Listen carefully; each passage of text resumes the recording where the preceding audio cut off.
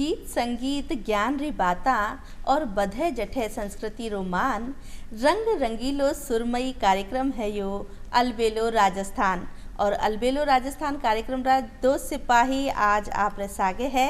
मैं हूँ चंचल। मैं राकेश शर्मा। करा था को स्वागत। नमस्कार। चंचल आप कार्यक्रम में अलबेलो राजस्थान में कदे राजस्थान की संस्कृति की बात करबो करा, कदे पर्यटन की बात करबो करा, कदे पहनावा की, कदे खान पान की और कदे स्वास्थ्य की क्यों, ताकि अपना जो दर्शक है, अपना राजस्थान का जो वासी है वे स्वस्थ रहे और निरोगी रहे। तो आज का कार्यक्रम में अलबेलो राजस्थान में कहीं बात करबो करा। देखो आप स्वास्थ्य की बात कर रहे हो ना राकेश। 31 मई ने पूरी दुनिया एक अनूठो दिवस मनावे है जिन्हें कहवे है विश्व तंबाकू निषेध दिवस। तो आज का कार्यक्रम में आप तंबाकू की बात कर शाएं, इका कई परिणाम होवे, कतरा घातक परिणाम होवे है, स्वास्थ्य चर्चा की बात कर शां, कैंसर रोग की बात कर शां और सागे सागे बात कर शां आपा निरामय राजस्थान अभियान री। बहुत ज़रूरी विषय है। आप देखबो करा कि जगह जगह लोग तंबाकू को सेवन कर रहे हैं, लोग आने भी कैंसर हो गए हैं और थोड़ा सो मानसिक रोग भी माने देखबो को नहीं मिला है जी। तो बी के बारे में बात करो, बहुत अच्छी बात। बिल्कुल। और जब आप अशा विषय पर बात कर रहे हैं, स्वास्थ्य संबंधी चर्चा कर रहे हैं, तो स्वास्थ्य का सिपाही जो है बाको साथ हो वो बहुत ज़रूरी है। और आपने सागे कार्यक्रम में है भी अपना आज का विशेषज्ञ, तो ओळखाण करावा सा। बिल्कुल सर। आपने सागे है डॉक्टर संदीप जसूजा जी। आप हैं कैंसर रोग विशेषज्ञ, medical superintendent SMS hospital Jaipur से। और दूसरा जी का अपना विशेषज्ञ है वह है डॉक्टर कशिश थापर, आप मनोचिकित्सक हैं। आप दोनों कार्यक्रम में स्वागत है सर। नमस्कार। अब देखो चंचल, सवाल पूछबा को सिलसिला आप शुरू करा, आसु बातचीत करबा को सिलसिलो शुरू करा, तो सबसे पहला सवाल डॉक्टर संदीप जसूजा आपसु, जो लोग तंबाकू को सेवन करबो करा है बीसु काई नुकसान बाने देखना पड़ा। अब देखिए, जो हम लोग विश्व तंबाकू निषेध दिवस मना रहे हैं, तो क्यों मना रहे हैं ये आप पूरे वर्ल्ड में इसको मनाया जाता है, तो कितना घातक है ये तंबाकू शरीर के लिए, बॉडी लिए, कि इसको निषेध दिवस की तरह हमें मनाना पड़ रहा है। तो इसके इतने दुष्प्रभाव हैं बॉडी पे। मैं कैंसर विशेषज्ञ हूँ। कैंसर तो वो अप्रोक्सीमेट 17 टाइप के तो कैंसर इससे होते हैं। और उसके अलावा आप ये देखिए कि इसके जो तंबाकू के हैं, आप हार्ट डिजीज़ के लीजिए, डायबिटिक इंक्रीज़ हो जाती है, कैंसर होता है इससे। फिर इसके बाद PVD होती है, पेरिफेरल वास्कुलर डिजीज, जिसमें कई बार आपने देखा होगा कि लेग्स साइनोस्ड हो जाती हैं, वेसल्स ऑब्स्ट्रक्ट हो जाती हैं, उनकी नसें खराब हो जाती हैं, पैर काटने पड़ जाते हैं, हाथ काटने पड़ जाते हैं उनके। फिर उसके बाद लंग्स की डिजीज़ होती है, फाइब्रोसिस होता है, हाइपरटेंशन होता है, हार्ट की जो नसें हैं वो रिजिड हो जाती हैं। और उसके अलावा जैसे किडनी की डिजीज़ या फिर हमारे लीवर के फैटी लीवर भी इसका एक रीज़न हो सकता है कि इसके साथ जो हम करते हैं। और जो इसके स्मोकिंग के कारण जो फाइब्रोसिस है, दांत खराब हो जाते हैं। फिर प्री मैच्योर एजिंग, आप ये देख कि जो स्मोकिंग करते हैं उनकी बहुत जल्दी एजिंग हो जाती है और वो 40-50 साल में बहुत बूढ़े लगने लग जाते हैं। तो ऐसे मल्टीपल रीज़न है कि तंबाकू के कई कारण हैं, कई डिजीज़, कई बीमारियां तंबाकू जो हमारे शरीर में करता है। तो इसी कारण से तंबाकू को एक अलग से निषेध दिवस मनाने की ज़रूरत पड़ी और इसको मनाना भी पड़ेगा, क्योंकि इतनी डिजीज़ होने के कारण। और इस बार जो इसकी थीम भी है कि बच्चों को, क्योंकि बच्चे नहीं समझते हैं कि तंबाकू का कारण कि क्या दुष्प्रभाव हो सकते हैं। हम बड़े तो फिर भी जब खाते हैं तंबाकू तो समझ आती है कि हम लोगों को कितने दुष्प्रभाव झेलते हैं। तो बच्चों को इंडस्ट्री से बचाने की इसकी थीम है कि उनसे जो तंबाकू रिलेटेड इंडस्ट्रीज़ हैं जो उसमें इंफ्लुएंस करती है, बच्चों को इन्फ्लुएंस करती है, उनसे बचाने की अभी ये थीम भी चलाई जा रही है। तो ये बहुत इम्पोर्टेंट है तंबाकू को हमें क्विट करना। देखो चंचल, अतरी सी पुड़िया छे और इन्हें कहवा कि आफत की पुड़िया, और इनमें स्वाद कोने है, इनमें परेशानियां छे। बिल्कुल सही बात है। और जी तरीका से डॉक्टर जसूजा जी आपा ने बताया है कि तरीका से टावरा ने भी बचावो बहुत ज़रूरी है और वह बहुत जल्दी आकर्षित भी होवे। कशिश थापर जी डॉक्टर साहब से आपा जानबो चावला कि जी सर बोलिया है जसूजा जी कि टावरा ने बचावो भी बहुत ज़रूरी है। और कई मानसिकता रहवे है कि जो भी लोग है, चाहे वे जवान लोग है या टाबर है, नशा की तरफ जो है आगे बढ़े है, इन्हें अपनाबो चावे है और कई दबाव वापर रहे वैसा। ये बहुत ही दिलचस्प सवाल आपने पूछा चंचल जी। सारे लोग तंबाकू की लत की तरफ नहीं जाते। पर कुछ लोग ऐसे होते हैं जिनको बहुत बुरी लत लग जाती है इस चीज़ की, और कुछ तो फ़र्क होगा जिसके कारण ये ऐसा चीज़ हमें देखने को मिल रही है। अगर हम NTCP का डेटा कोट करें तो करीब करीब 2.5% बच्चे 13 से 15 साल के बीच में तंबाकू की लत की तरफ जा रहे हैं। तो ये बहुत ही बड़ा नंबर है, सिग्निफिकेंट नंबर है। अब क्या होता है, तो अगर हम साइकोलॉजी की बात करें बच्चों की, तो एक चीज़ होती है नॉवेल्टी सीकिंग बिहेवियर, कुछ नया करने की उत्सुकता, कुछ नई चीज़ ट्राई करने का मतलब जो जोश रहता है बच्चों में, वो एक कारण हो सकता है। दूसरा होता है अपने मित्रों का दबाव, पीयर प्रेशर। इसके चलते भी बहुत सारे बच्चे इस दबाव की तरफ आकर्षित हो जाते हैं, तंबाकू की तरफ आकर्षित हो जाते हैं। इसके अलावा नर्वसनेस के साथ डील करने के लिए या फिर स्ट्रेसेस के साथ डील करने के लिए, कोप करने के लिए कुछ लोग इस अनहेल्दी स्ट्रैटेजी को अपनाने लगते हैं। अच्छा, इसके अलावा कुछ बायोलॉजिकल फैक्टर्स भी रहते हैं, जैसे कि मतलब किसी की जेनेटिक्स इस तरह की है कि लत लगना उनमें आसान है। इस तरह की जेनेटिक्स इसी तरह की पर्सनालिटीज़ को जन्म देती हैं, जैसे कि नोवेल्टी सीकिंग, कुछ नया करने की उत्सुकता, और एक तरीके से अनलेस कुछ वो नया करें तो उनके शरीर में तनाव में आराम महसूस नहीं होगा जी। जो तंबाकू होता है वो खुद ब खुद एक एडिक्टिव सब्सटेंस है। एक बार अगर वो ले लिया गया तो वो एक प्लेजर की सेंसेशन, खुशी की सेंसेशन देता है। ये खुशी की सेंसेशन एक तरीके से उनकी मेमोरी में चली जाती है, और जब इसका प्रभाव चले जाता है तो वो एक उदासी की सेंसेशन देता है इंसान को। तो जब ये खुशी और उदासी तंबाकू के साथ बदलने लगती है तो इस तरीके से एक आदत सी बननी शुरू हो जाती है, और एक ऑटोमेटिक तरीके से इंसान तंबाकू को कंज्यूम करना शुरू कर देता है। डॉक्टर थापर जी, आप बताया कि एक पीयर प्रेशर, जिन्हें आप संगत भी कह सका कि संगत कोई कैसी होवे भी, संगत की वजह से वो तंबाकू के सेवन शुरू कर करे। तो ईसु आपने मेंटालिटी कई तरह की रखनी चाहिए जे, कई तरह को अपना दिमाग ने स्ट्रॉन्ग रखना कि आपन कौन करना। ठीक है, तो इसमें जो ज़रूरी है, जो चीज़ हमें बच्चों को सिखानी चाहिए, युवाओं को सिखानी चाहिए, वो है असर्टिवनेस, ना बोलने की क्षमता।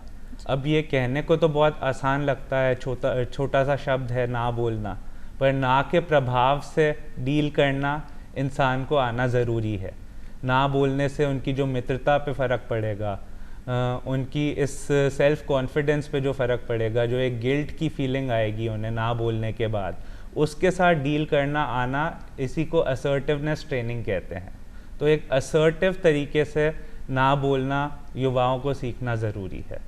जी, जब सीखबा की बात आवे है तो डॉक्टर संदीप जसूजा जी, आपसे जानबो चावला कि स्वास्थ्य की जो आदतें हैं बाने भी सीखना बहुत ज़रूरी है, और आपकने लोग आता भी वेला। और राकेश, ये बात ने ध्यान में रखता थका ही अबार एक निरामय राजस्थान अभियान भी चलाया बिल्कुल चल रहा है। तो डॉक्टर साहब जसूजा जी, आपसे यही जानबो चाहूँगा कि यह जो निरामय राजस्थान अभियान है यो कहीं है, और स्वस्थ आदतें जो स्वास्थ्य से संबंधित है सीखना कतरो ज़रूरी है, और कई लोग आवे है, रुझान बढ़ रही हो यही तरफ। कोई भी जो प्रोग्राम होता है उसका एक मोटिव होता है। जैसे अभी निरामय राजस्थान है, उसका मोटिव है कि हमारा राजस्थान स्वस्थ रहे, निरोगी रहे।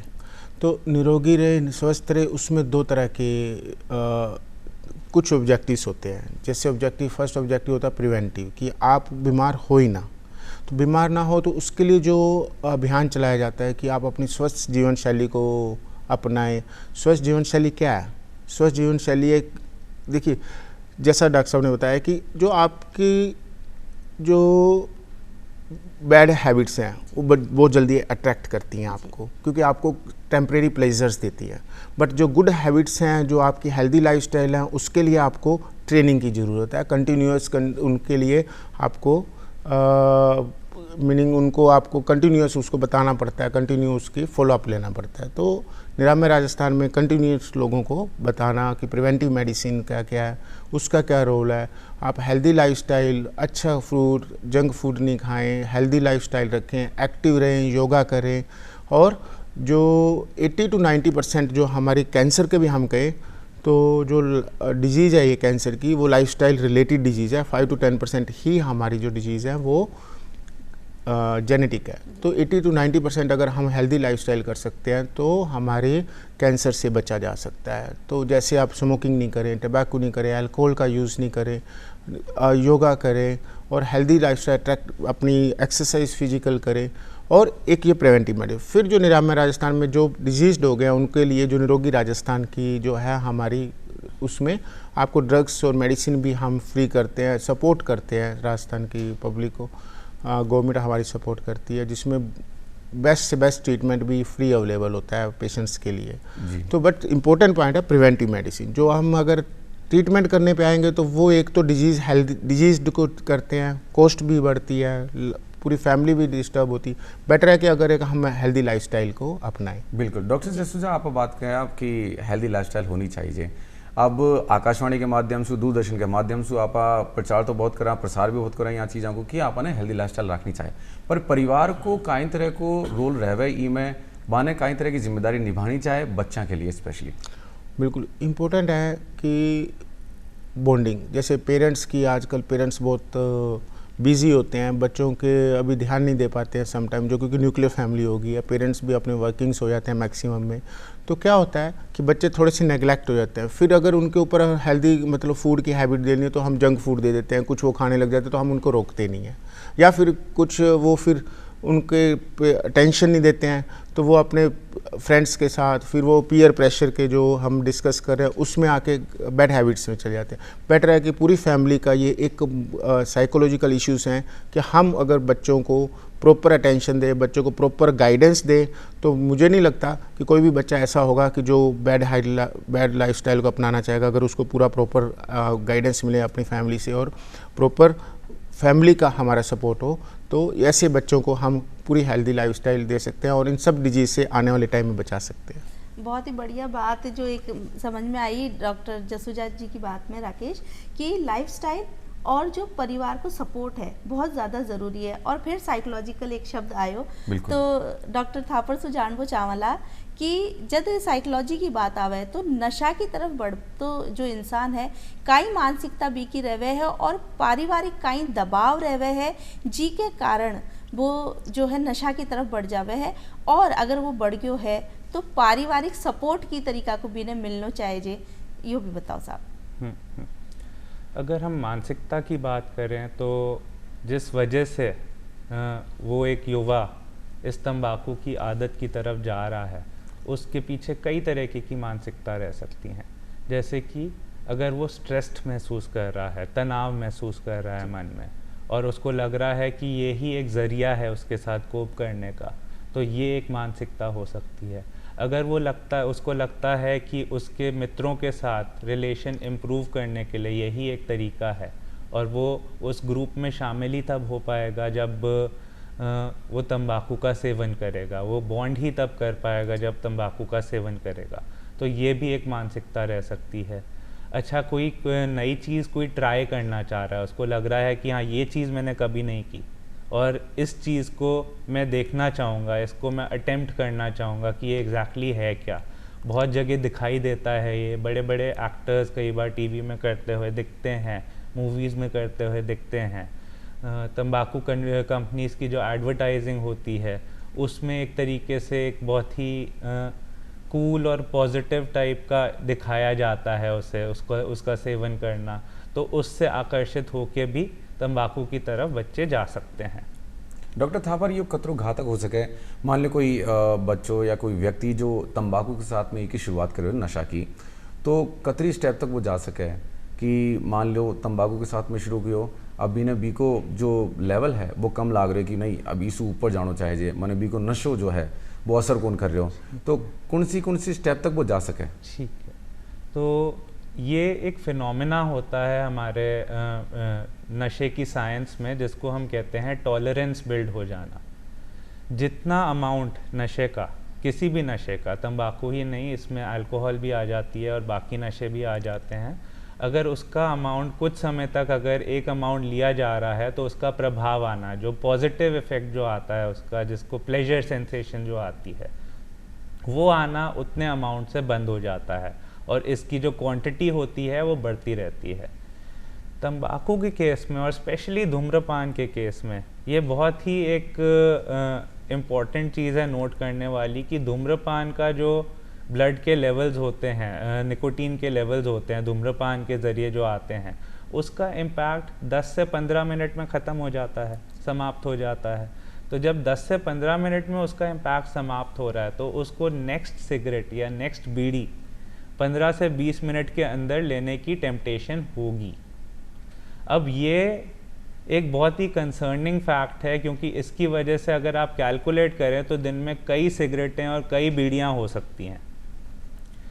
पर ये ही एक चीज़ अगर इसमें हम सिल्वर लाइनिंग देखें तो हमें उतने ही मौके हर दिन पे मिल रहे हैं उस चीज़ को ना बोलने के लिए, और हर बार जब हम उस चीज़ को ना बोलेंगे तो हमारा कन्विक्शन उसकी तरफ छोड़ने की तरफ इम्प्रूव हो सकता है। जी, तो चंचल जी देखिए मतलब शुरुआत अतरा सा अमाउंट सूबो करे पण वो कद बढ़तो चले जाओ और कद अतरो बढ़ जाओ है कि आपना कंट्रोल से बाहर हो जाओ करे और फिर नुकसान भी का प्रभाव तो आपन देखने वाली मिलाई।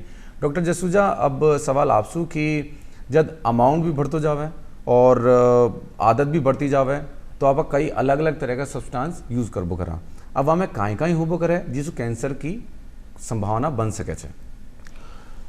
अभी आप जी जैसे जो तंबाकू यूज़ करते हैं तो यूजुअली वो अल्कोहल भी यूज़ करना स्टार्ट कर देते हैं, बिकॉज एडिक्शन एक होता है तो दूसरा एडिक्शन साथ में ऐड होते जाते हैं। अगर हम कैंसर की बात करें तो अगर सिंपल हम अल्कोहल लेते हैं तो वो इतना कैंसर कारक नहीं है जी।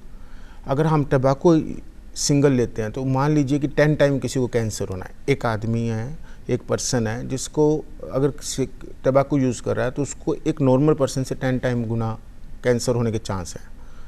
अगर वो अल्कोहल लेता है साथ में तो दोनों का सिनर्जिस्टिक इफेक्ट है, दोनों एक दूसरे के साथ जुड़ के उसका जो प्रभाव है कैंसर होने का उसको 10 गुना और कर देंगे। तो आप मान लीजिए कि अगर कोई अल्कोहल भी ले रहा है, तंबाकू भी ले रहा है, तो उसको जो कैंसर होने के 100 गुना चांस हो जाएंगे। तो ये एडिक्टिव सिनर्जिस्टिक इफेक्ट्स हैं जो अपने कैंसर को भी इंक्रीज़ करते हैं। फिर अगर अल्कोहल इंक्रीज हाई अमाउंट में लेते हैं तो लीवर सिरोसिस होगा, उसको उसके हार्ट की प्रॉब्लम्स होएगी, डायबिटिक इंक्रीज़ हो जाएगी, फैटी लाइफ हो जाएगी, सेडेंट्री हो जाएगी, साइकोलॉजिकल इश्यूज आएंगे उसको। तो जैसे जैसे जो नशा बढ़ता जाता है, जैसे जैसे वो इंक्रीज़ होता है और फिर कोई वीड लेने लग जाते हैं या फिर कभी ओवरडोज हो जाए तो डेथ भी हो जाती है।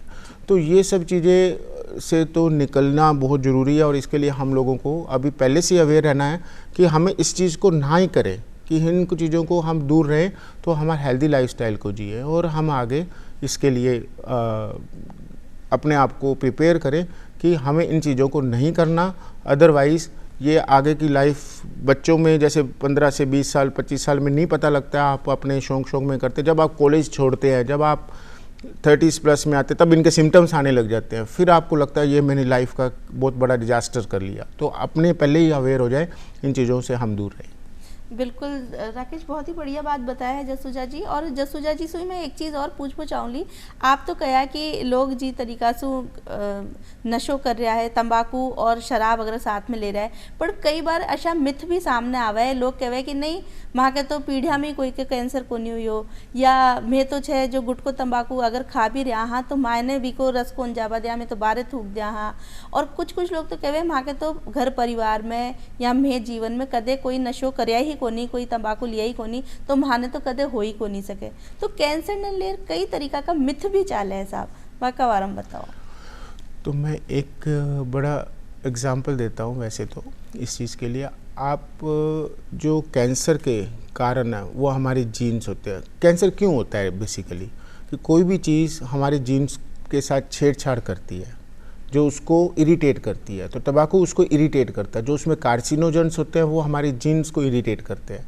तो वो जो जीन्स हैं, जो हमारी सेल्स हैं, वो कन्वर्ट होके कैंसर में डेवलप हो जाती है, जो अपने अनरेगुलेटरी प्रोलिफरेशंस होते हैं।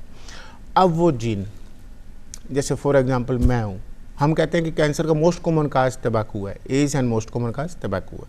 अब हमारे जीन, जैसे मैं कहूँ कि मेरी लाइफ में मेरे जीन मेरे फादर से है, मेरे जीन मेरी मदर से है। मेरे फादर तंबाकू यूज़ करते हैं, उनको 80 साल हो गया, 90 साल हो गए, ठीक है। मैं कहूँ मेरे फादर ने 90 साल तक तंबाकू यूज़ किया, 70 साल तक तंबाकू यूज़ किया, मुझे कैंसर कैसे होगा, मेरे जीन तो मेरे फादर के। नहीं, रॉन्ग। मेरे जीन मेरे फादर के नहीं है, मेरी मदर के भी है। अब उनका कम्बिनेशन कौन से जीन का बना ये किसी को भी नहीं पता। तो 10% जो कैंसर्स होते हैं वो जीन्स बिल्कुल डोसाइल होते हैं।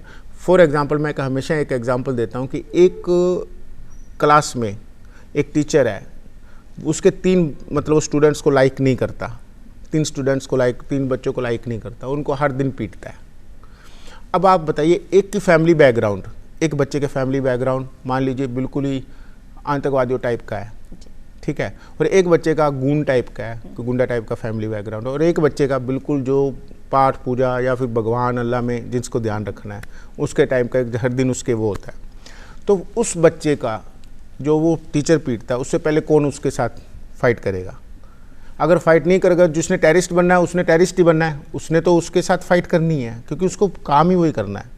दूसरे बच्चे को जिसको आप सेकंड वाला है कि गूंड टाइप का, उसके वाले घर वाले कहेंगे यार 1-2 बार देख लेना, तीसरी बार हाथ पकड़ के एक आप भी लगा देना, ऐसा ही होगा। तीसरे बच्चे को सब समझाएंगे परिवार वाले, नहीं आप कुछ भी करने देना, आपके टीचर है, आपके भगवान है, आपने नहीं करना।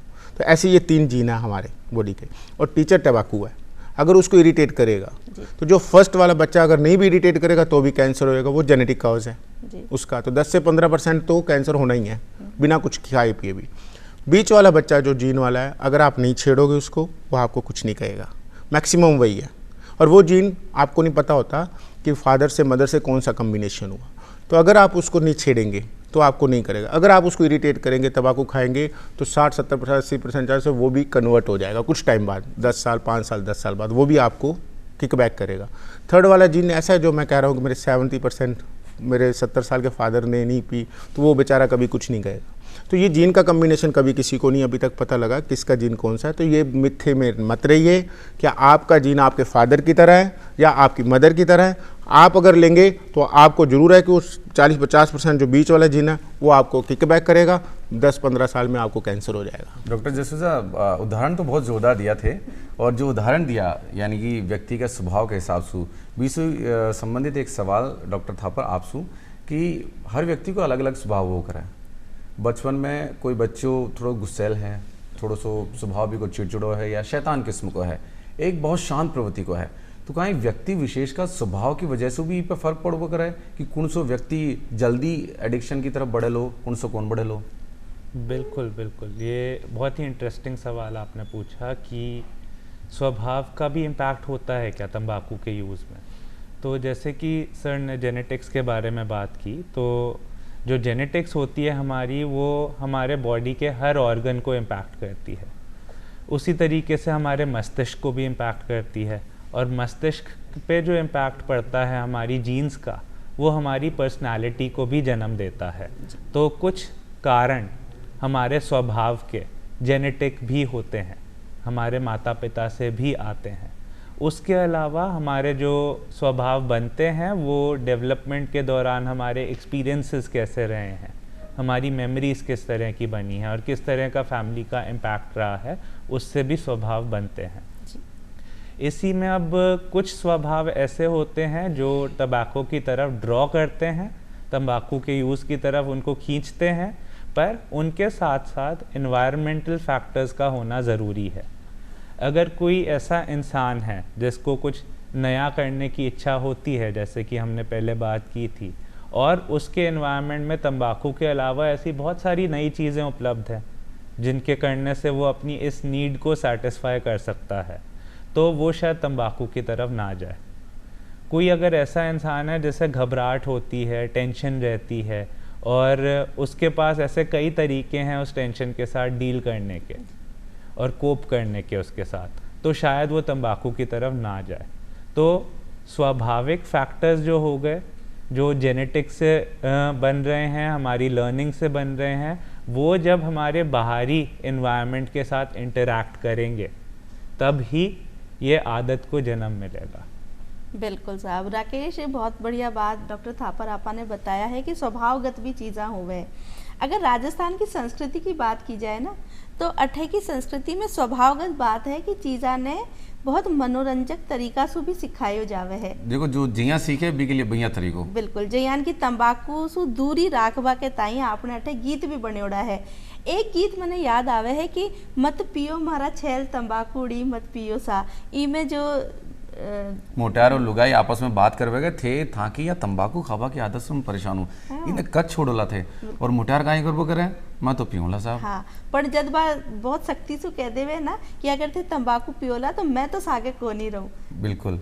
और यहाँ जो बीमा वो बहाना लगा रहे हुए हाँ। कि ई बहाना सु पीऊँ बी बहाना सु पीऊँ, तो कई बार जरूरी हो जाओ है कि आपने यहाँ भी समझबो कि डॉक्टर थापर बहाने बहुत लगाते लोग। અહીંયા कहबो करा कि मैंने ईसु चोको लागबो करे, मैं ज़्यादा कौन खाबो करूँ, मैं दिन की एक खाबो करूँ और मैं इन्हें निगलबो कौन करूँ, मैंने थूक दूँ। तो बी के पीछे मानसिकता कहीं है।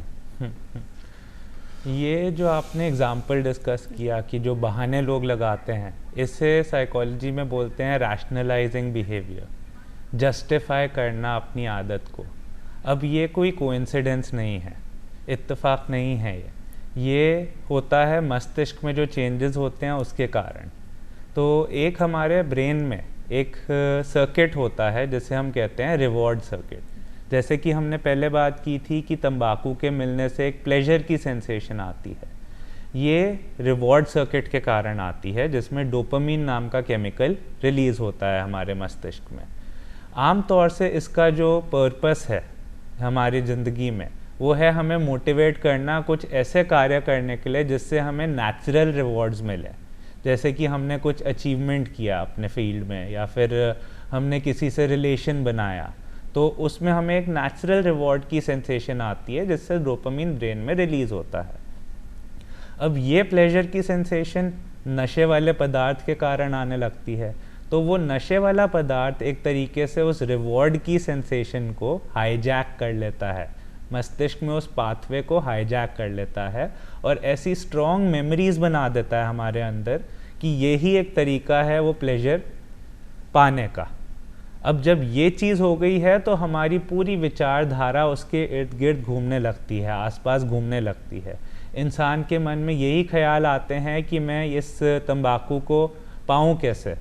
अगर तंबाकू ख़त्म होने वाला होगा, मान लो कि उसके तंबाकू की पूड़ी या फिर सिगरेट के पैकेट में 1-2 सिगरेट ही रह गई है या फिर कम तंबाकू रह गया है, तो उसके मन में चलने लगेगा कि अब मैं नेक्स्ट डब्बा कहाँ से लाऊं, नेक्स्ट पैकेट कहाँ से लाऊं। ये चीज़ पूरे समय चलेगी और उनके मेजर कॉन्शियसनेस को ऑक्यूपाई करेगी। जी, बहुत ही बढ़िया बात बताया जसूजा साहब। आपसे जानबो चाहवाला कि जी हाँ सर भी बताया है थापर साहब कि एक मानसिकता बनी रहे है।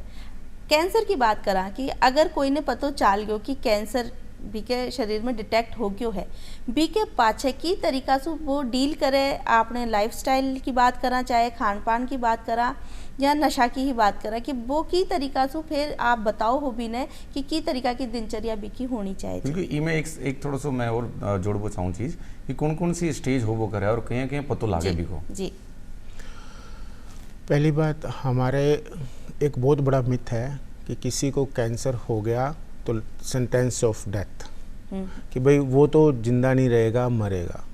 ऐसा कभी नहीं होता कि कैंसर से डेथ हो। मैं एक सिंपल सा पहले आप लोगों को क्लियर करना चाहूँगा कि किसी को भी अगर कैंसर हो जाता है, जैसे for upon western developing country की बात करें तो 70 से 80% जो कैंसर हो जाते हैं वो बिल्कुल सर्वाइव करते हैं, लाइफ उनकी पूरी नॉर्मल रहती है और वो नॉर्मल होते हैं। रीज़न, क्योंकि वो अर्ली स्टेज में डिटेक्ट होते हैं।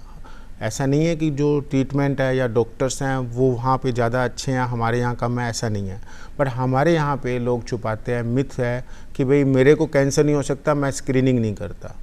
तो स्क्रीनिंग नहीं करेंगे तो लास्ट स्टेज में आएंगे। लास्ट स्टेज बहुत इंपॉर्टेंट है, स्टेज जो जैसा आपने अभी कहा कि स्टेज 1 to स्टेज 4 होती है। अगर हम पहली और दूसरी स्टेज में पेशेंट आते हैं हमारे पास तो 80 से 90% लोग क्योर हो जाते हैं, घबराने की कोई बात नहीं। एक चीज़ हमारे सोशल, अपनी सारी फैमिली को, गांव वालों को, हमारे साथ वालों को समझना पड़ेगा, कैंसर छुआछात की बीमारी नहीं है। अगर किसी को हो गया है तो उसको सपोर्ट करना है और अर्ली स्टेज में उसको डिटेक्ट करना है तो वो नॉर्मल लाइफ अपनी तरह जिएगा। तो अब बात आती है कि आपकी स्टेज 4 तक होती है मैक्सिमम। जो सॉलिड कैंसर है, जो ब्लड कैंसर है, उनकी अलग स्टेजिंग होती है। तो बट हमारा एक ध्येय होना चाहिए कि हम अर्ली से अर्ली इसको डिटेक्ट करें। अगर किसी को फैमिली में या आपके सराउंडिंग या आपके गांव में किसी को भी ऐसे कोई गांठ दिखती है जो कि दर्द नहीं करती, प्रॉब्लम ये होती है कि जो कैंसर है ना वो आपकी बॉडी को मिसलीड करता है कभी भी कैंसर की गांठ दर्द नहीं करती है शुरू में, तो अपने उसको नेगलेक्ट कर देते हैं। तो अगर ऐसी कोई गांठ है, जैसे मान लो स्पेशली जो माताएं बहनें या हमारे भाई बहन हैं भाई हैं जो अगर 40 से ऊपर है, 40 साल से ऊपर है, जो गांठें बच्चों की होती हैं, जैसे मान लो ब्रेस्ट की कैंसर गांठें होती हैं 20-25 साल में, वो मैक्सिमम 95% हार्मोनल होती हैं, तो उससे डरने की बात नहीं है। ये भी एक डरना भी नहीं चाहिए इस कैंसर से। और अगर मान लीजिए 40-50 साल से ऊपर किसी को गांठ है, हमारी माताओं बहनों को, या फिर पीरियड्स में कोई ब्लीडिंग होती है, या फिर हमारे मुंह में कुछ छाला दिखता है या तंबाकू या रिलेटेड है, या फिर क्रोनिक कफ आती है, तो उनको दिखाना चाहिए। और अर्ली डिटेक्शन होते ही तो हम उसको 90% तक क्योर कर सकते हैं। और फैमिली को ये सपोर्ट करना बहुत ज़रूरी है, सबको समझना ये ज़रूरी है कि कैंसर छुआछूत नहीं है, कैंसर को ठीक किया जा सकता है, कैंसर होने का मतलब डेथ नहीं है, और इसका पूरा इलाज संभव है। तो एक कैंसर से डरे नहीं, कैंसर से लड़ें। तो अगर हमारे को कोई ऐसा दिखता है तो हम इमीडिएट उसको आए, उसको डायग्नोज करें, सपोर्ट करें। अभी तो राजस्थान हमारी सरकार है, उसने सब कुछ फ्री कर रखा है, वर्ल्ड की बेस्ट से बेस्ट ट्रीटमेंट, बेस्ट से बेस्ट इलाज स्टेट कैंसर तक में गवर्नमेंट में फ्री है। तो 90% तक चांस है हम उनको क्योर कर लेते हैं और वो पूरी नॉर्मल हेल्दी लाइफ जी सकते हैं। डॉक्टर साहब, अलग अलग तरह का कैंसर हो करा है, लेकिन मुख्य रूप से आप बात करें बी कैंसर की, जो तंबाकू खाबा से हो करा है, तो कौन कौन सा कैंसर की संभावना तंबाकू खाबा से हुआ? जो मोस्ट कॉमन कैंसर जो मेल में होते हैं, जो एडल्ट मेल में, क्योंकि अपने राजस्थान में सबसे ज़्यादा तंबाकू चूइंग करते हैं, तो जो राजस्थान का मोस्ट कॉमन कैंसर है वो मुंह का कैंसर है, तंबाकू रिलेटेड। उसके बाद जो स्मोकिंग करते हैं उनमें लंग का कैंसर होता है, और जो स्मोकिंग करते हैं उनमें इसोफेगस कैंसर भी होता है। इसका मैंने कहा आपको 16-17 टाइप के होता है, बट मोस्ट कॉमन जो कैंसर है वो मुंह का कैंसर है, लंग का कैंसर है, फिर उसके बाद किडनी का कैंसर है, गॉल ब्लैडर का कैंसर है, पैंक्रियास का कैंसर है, और दूसरा जो फीमेल में है वो स्मोकिंग रिलेटेड आप जो है सर्वाइकल कैंसर है, फिर ब्रेस्ट कैंसर है जो मोस्ट कॉमन जो अपने हैं। तो ये सब इंक्रीज होते हैं कैंसर से, तंबाकू से। तो ये 30 से 40% जो कैंसर है पूरे बॉडी के, वो केवल तंबाकू से। अगर हम मान लीजिए कि 100 पेशेंट हम देखते हैं तो 30 से 40 पेशेंट तो वही हैं, चाहे वो बच्चे या एडल्ट है, जो तंबाकू ने यूज़ किया उनके कारण। अब लंग कैंसर की बात करें तो एक small cell type of lung cancer है, वो तो 100% ही तंबाकू से। जिसने अगर तंबाकू यूज़ नहीं किया उसको स्मॉल सेल लंग कैंसर नहीं होगा। और दूसरा जो लंग कैंसर है 80 से 90% लंग कैंसर है वो तंबाकू से। मुंह का भी कैंसर है जो 80 से 90% तंबाकू से रिलेटेड है। अगर ये हम बंद कर दें तो आप ये सोचिए कितनी डेथ, कितने कैंसर को हम खत्म कर सकते हैं। जी, या एक छोटी सी आदत एक बहुत बड़ी समस्या की जड़ बन सके, तो बेहतर है कि आप इसको दूर हटा। और डॉक्टर साहब, कैंसर की तो आप बात करें, लेकिन एक व्यक्ति जो तंबाकू का सेवन कर रहे हो, मान लिया एक बार के लिए कि कैंसर कौन हो रहे हो, पर और कौन कौन सी बीमारियां शरीर में हो रही है, और अगर कोई बीमारी है तो भाई बी का बढ़वा का भी चांसेस हो सके है? तंबाकू से अभी अपने जो, क्योंकि मैं कैंसर का विशेषज्ञ हूँ तो कैंसर की हमने बात की, बट अगर मान लो जो कहता है कि मैंने तो बीड़ी पी रहा हूँ या सिगरेट खा रहा हूँ या तंबाकू खा रहा हूँ उससे मेरे को कैंसर नहीं हो रहा, पर यस क्या दूसरी बीमारियां तो उसको होंगी। उसको कभी भी देखिएगा आप कि वो खांसी करते रहते हैं, उनकी लंग्स डिस्ट्रॉय होते हैं। कभी आप अगर आप नॉर्मल हेल्दी लंग्स को देखेंगे तो बिल्कुल रेड होता है। अगर जो ये टार लेते हैं, जो स्मोकिंग वगैरह करते हैं तंबाकू, उनका देखिए बिल्कुल कार्बन ब्लैक हो जाते हैं, और टाइम के साथ उनकी जो कैपेसिटी है लंग्स की वो ख़त्म हो जाती है, और वो जल्दी प्री मैच्योर एज्ड हो जाते हैं। फिर हार्ट अटैक का मेजर कारण तंबाकू है, कि अगर हार्ट अटैक, अगर जो ये तंबाकू है वो आर्टरीज को ब्लॉक करता है, आर्टरीज का थिकनिंग करता है, तो जैसे आपका ब्लड प्रेशर इंक्रीज हो जाएगा, ब्रेन में जो स्ट्रोक होने के चांस है वो बहुत हाई हो जाते हैं। फिर जो अपनी वेन्स हैं वो थिक हो जाती है, तो आपको फटीग रहती है, आपको आने वाले टाइम में आपकी एक्सेस मतलब फिजिकल फिट इनएबिलिटीज़ हो जाती हैं। और इसके बाद फिर जो तंबाकू से आपको इंटेस्टाइन की प्रॉब्लम आती है, डाइजेस्टिव प्रॉब्लम आती है, अल्सर हो जाते हैं बॉडी में। तो मल्टीपल काज हैं, ये ज़रूरी नहीं कि कैंसर नहीं हो रहा तो आप तंबाकू यूज़ करें, बाकी इतने बड़े काज हैं कि वो भी आपकी लाइफ ले सकते हैं। मतलब सिर्फ कैंसर ही नहीं, जितना भी गैर संचारी रोग है वह सब भी तंबाकू जो है वाको जनक आपा कह सका। हाँ बिल्कुल। डॉक्टर थापर आपसे जानबो चावला है, जी यहाँ की सर बताया कि कैंसर अगर हो जावे और कई तरीका की मानसिकता रहे, कैंसर पेशेंट जो आप कने आवे है बाकी मानसिकता कहीं रहे की तरीका सुबह ने एक मानसिक सपोर्ट की जरूरत रहे? तो सबसे पहले तो अगर हम तंबाकू की कॉन्टेक्स्ट में ख़ास तौर से बात करें तो कैंसर पेशेंट जिसे तंबाकू की वजह से कैंसर हुआ है उसमें एक बहुत ही स्ट्रॉन्ग गिल्ट की फीलिंग रहती है कि ये मेरे कारण हुआ है। जी। और उस स्ट्रॉन्ग गिल्ट की वजह से ही, उस स्ट्रॉन्ग गिल्ट के साथ कोप करने की वजह से ही वो शायद तंबाकू का सेवन कंटिन्यू भी रखता है। बहुत सारे लोगों में इसका पॉजिटिव चेंज भी आता है, इस गिल्ट की वजह से वो क्विट करने का भी प्रयत्न करते हैं। तो दोनों ही बिहेवियर्स देखने को मिलते हैं। अब यहाँ पे जो हमने तंबाकू का बेस नेचर है जिसके बारे में बात की थी, जो इसे एडिक्टिव बनाता है और जिसकी वजह से इंसान बहाने ढूंढना शुरू करता है, उस एडिक्टिव नेचर की वजह से ये प्रोसेस तंबाकू क्विटिंग का चैलेंजिंग होता है।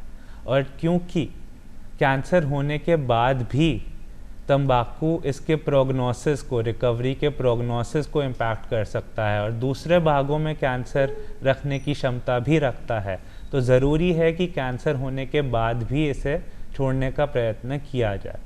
अब क्योंकि ये मानसिकता है और इंसान बहाने ढूंढ रहा है तंबाकू कंटिन्यू रखने के लिए, तो इस स्ट्रेस को और गिल्ट को एक बहाने के तौर पे देखा जा सकता है।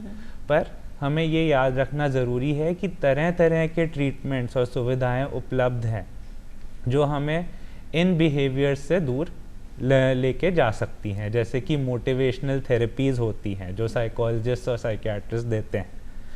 उसके अलावा जो तंबाकू बंद करने पे जो एक नेगेटिव मूड आता है, घबराहट, बेचैनी होती है, नींद डिस्टर्ब होती है, इस तरह के जो विड्रॉल के सिम्टम्स आते हैं जिससे हमें बहुत ज़्यादा क्रेविंग होती है तंबाकू की, उसको ओवरकम करने के लिए तरह तरह के फार्माकोलॉजिकल प्रोडक्ट्स अवेलेबल हैं, जैसे कि तंबाकू की निकोटीन की च्युइंगम।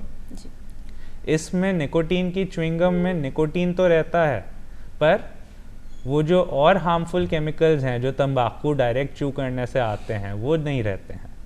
और जैसे कि स्मोकिंग के साथ जो हार्मफुल गैसेस आती हैं वो चीज़ नहीं रहेगी उसमें। तो निकोटीन च्युइंगम्स का इस्तेमाल किया जा सकता है क्विटिंग के पर्पस के लिए। इसके अलावा भी एंग्जाइटी के लिए और डिप्रेशन के लिए तरह तरह की दवाइयाँ उपलब्ध हैं और साइकोलॉजिकल काउंसलिंग उपलब्ध है जिसके माध्यम से इसके साथ डील करना सीखा जा सकता है।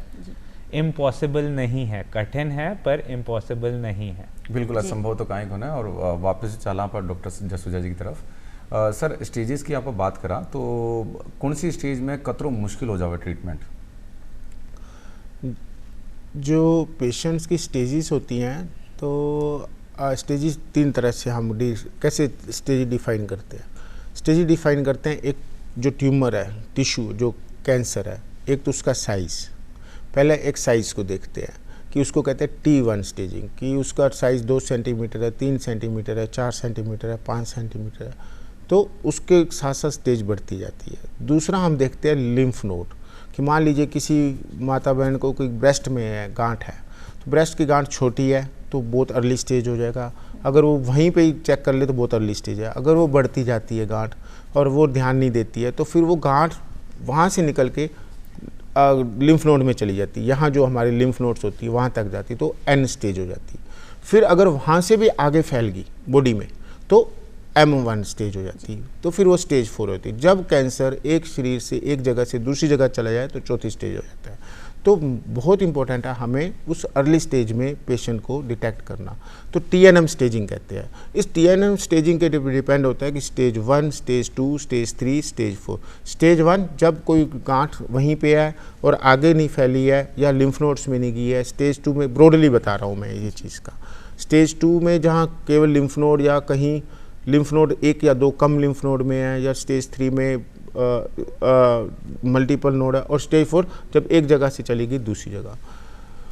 तो जो ट्रीटमेंट है वो भी, और जो प्रोग्नोसिस है, प्रोग्नोसिस कहते हैं कि ठीक होने की क्षमता, आगे कितना उसका फ़र्क रहेगा, तो वो सब इस पे डिपेंड करता है कि कौन सी स्टेज पे पेशेंट को डायग्नोसिस हुआ है। अगर अर्ली स्टेज है, स्टेज 1, स्टेज 2, तो उसके 90% से 95% चांस है कि वो ज़िंदगी में उसको कभी भी वापस कैंसर नहीं होगा, वो बिल्कुल ठीक हो जाएगा प्रॉपर अगर इलाज करेंगे।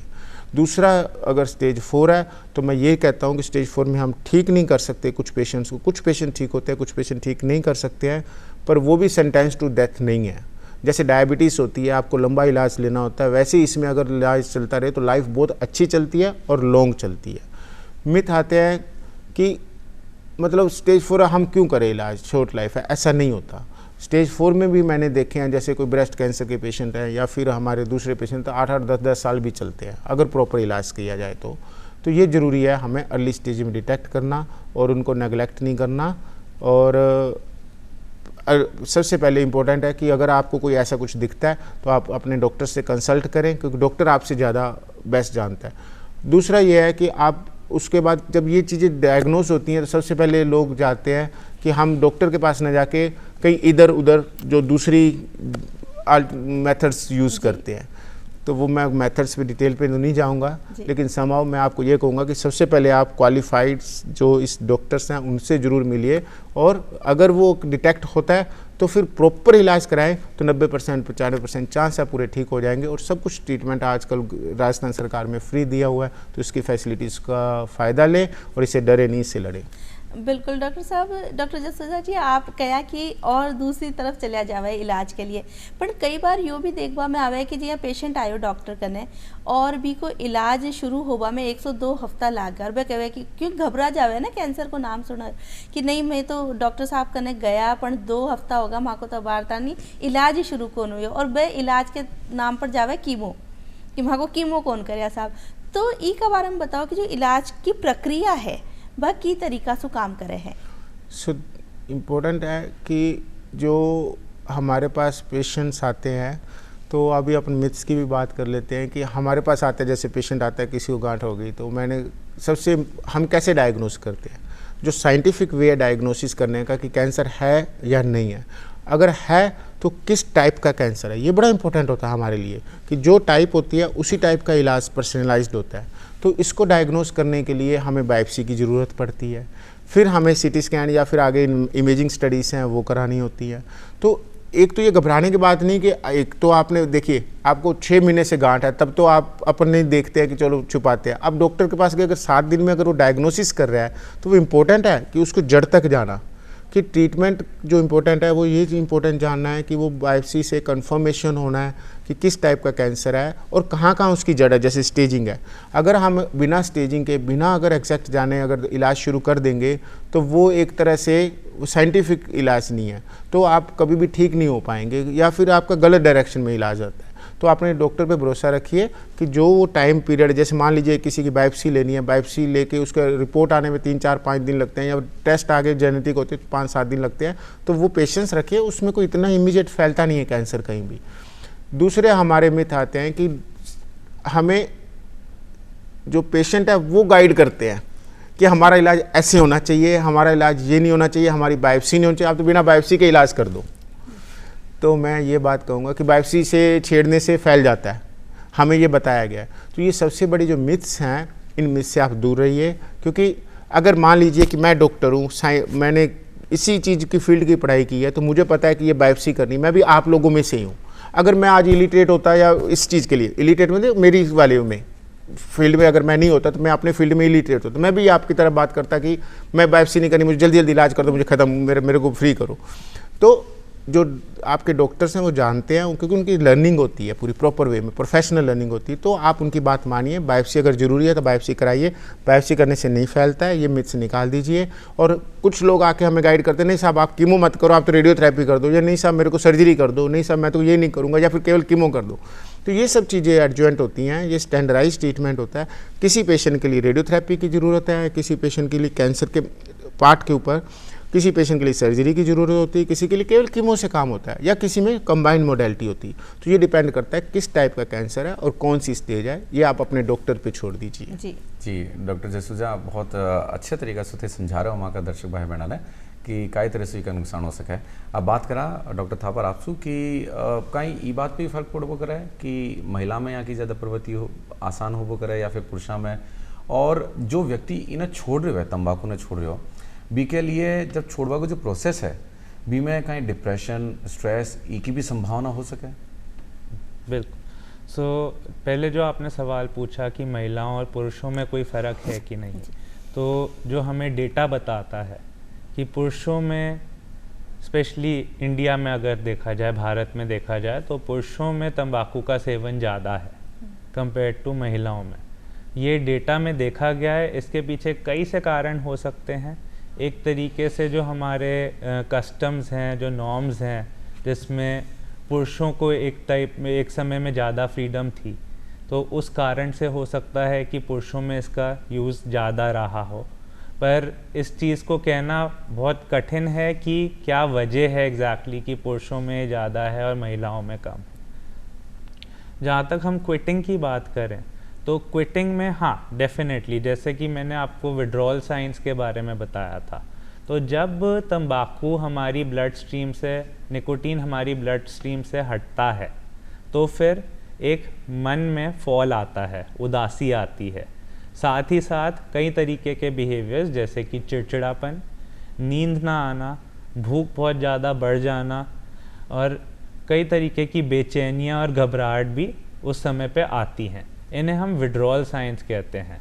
और जो हम विड्रॉल जब हमें आता है तंबाकू का, तो हमें ज़रूरी है कि हम उस चीज़ को रिप्लेस करें किसी ऐसे सब्सटेंस से जो सिमिलर है, जिसमें निकोटीन गम्स का उपयोग आ जाता है।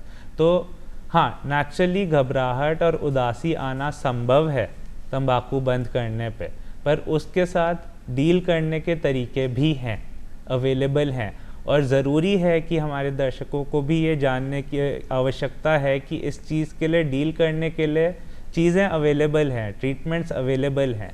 आप कंसल्ट कीजिए मनोचिकित्सक से, वो आपको गाइड करेंगे। ये चीज़ अगेन मैं फिर से बोलूँगा कि असंभव नहीं है छोड़ना। हर नेगेटिव इम्पैक्ट जो छोड़ने की वजह से आ रहा है, उसके साथ एक स्वस्थ तरीका उपलब्ध है जिसके माध्यम से उससे डील किया जा सकता है। बिल्कुल साहब, डील किया जा सके है, कोई भी काम असंभव को नहीं। डॉक्टर जसूजा जी, आपसे अब चालता चालता चाहला कि थे वहाँ का दर्शका ने कोई संदेश दो। विश्व तंबाकू निषेध दिवस भी है ये वास्ते और कैंसर रोग के वास्ते भी। सो मैं अभी सभी से यही कहना चाहूँगा कि जो हम लोगों ने डिस्कशन किया सारा कुछ, तो से नो टू टबैको, से यस टू लाइफ। आप तंबाकू को ना करिए और लाइफ को चुनिए, क्योंकि लाइफ ज़्यादा इम्पोर्टेंट है। भगवान का दिया हुआ बहुमूल्य उपहार है, जो कि अपन मैथ में कहते हैं 84 लाख योनियों के बाद मिलता है। तो आप अगर लोगों को, अगर अपने को भगवान ने इतनी अच्छी लाइफ दी है, सोचने समझने की क्षमता दी है, तो इसको एक तंबाकू और जो व्यसन्स हैं उसमें नष्ट ना करिए, बल्कि इसको यूज़फुल लाइफ लगाइए, कहीं अच्छी जगह इस लाइफ का यूज़ करें और अपनी लाइफ को, अपने को एक स्वस्थ रखें और एक लंबी लाइफ जी के जाएँ। और इसके लिए से नो टू तंबाकू, से यस टू लाइफ।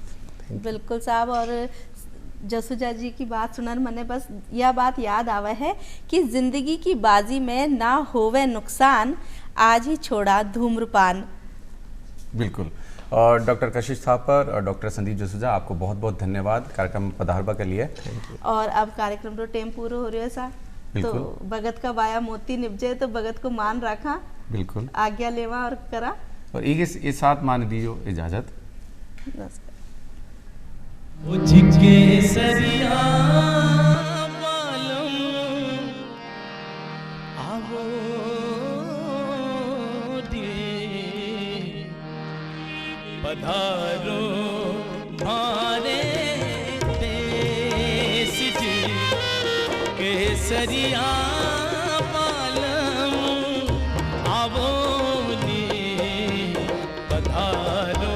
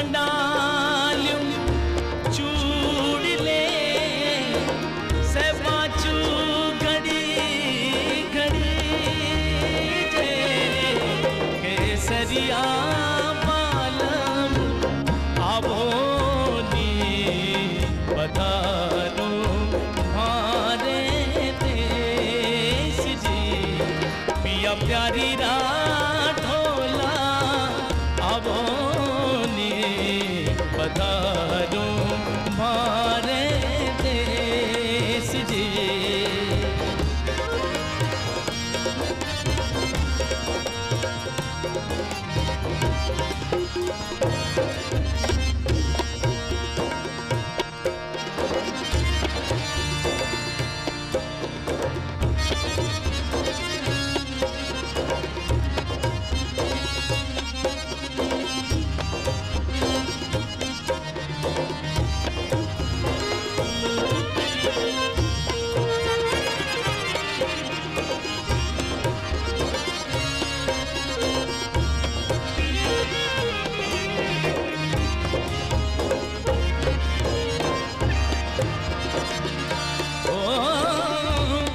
साजन आया है सखी तो काई मन मार करा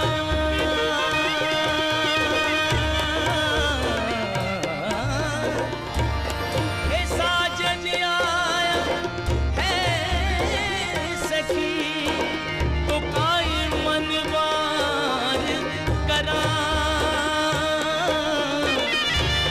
थाल भरो गज मोतिया तो ऊपर नैन धरा जे केसरिया बालम आवोनी पधारो मारे देश जी पिया प्यारी राडोला आवोनी पधारो मारे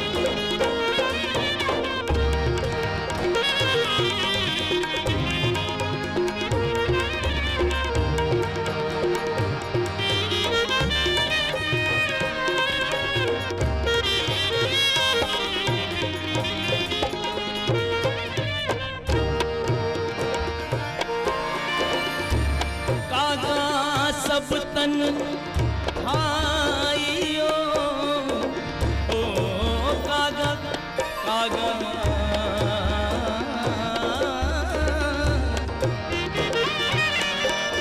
ओ जी कागा सब तन खाइयो तो चुन चुन खाइयो